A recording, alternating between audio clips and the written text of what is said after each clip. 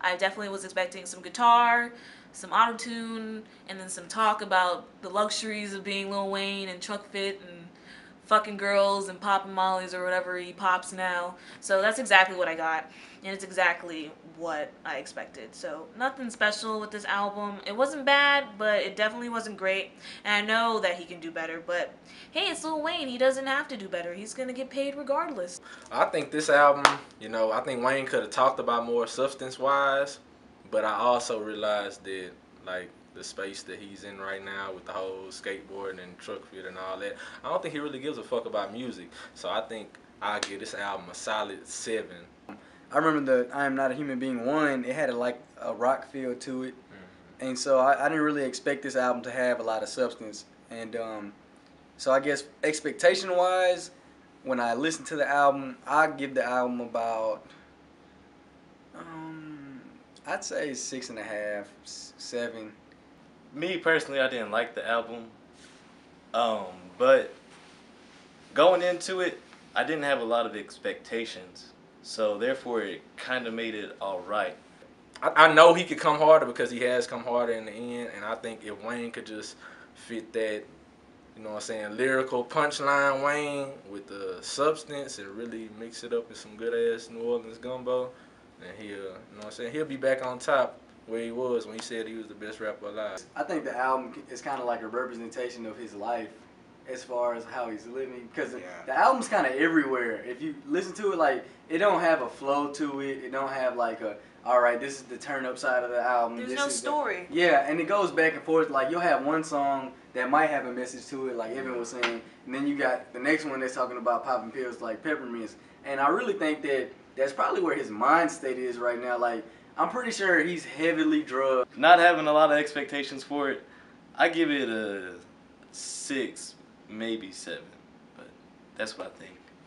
Like, in no way am I like mad at Lil Wayne for like this album, because I mean it's not great, but I mean if my team had the word billionaires in the name, I'd definitely be comfortable with my rhymes too. Like, I wouldn't be coming as hard as I need to just because I've already done it and I've gotten paid off of it already. So let me try and do some other stuff.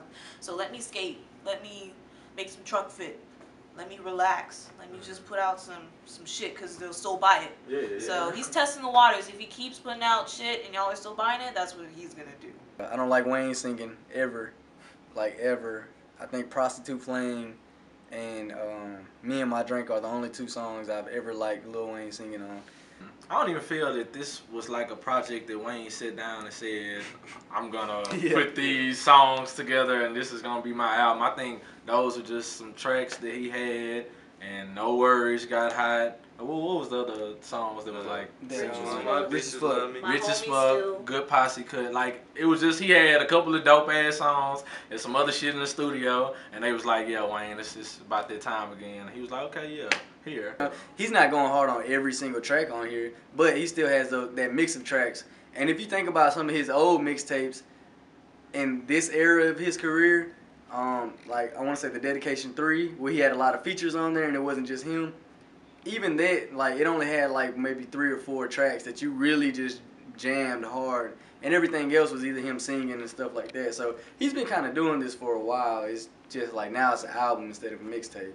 Kanye helped him with the cover, and he was like, he chose a moth because a moth goes through a lot of stages in life. And Wayne was like, you know, I go through a lot of stages in life and stuff, and there's beautiful ones and ugly ones, you know.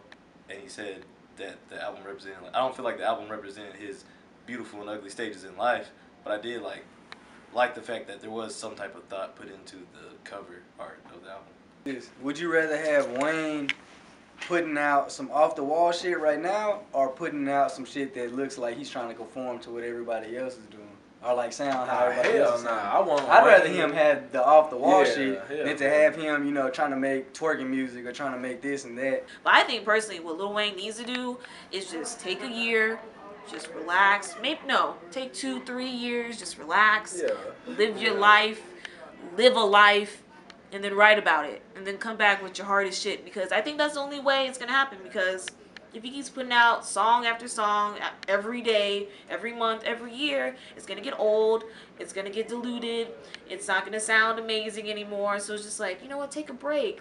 Let us miss you. For him to put something out, just kind of like that's to last you until another Carter comes out, I don't think it was that bad of a CD.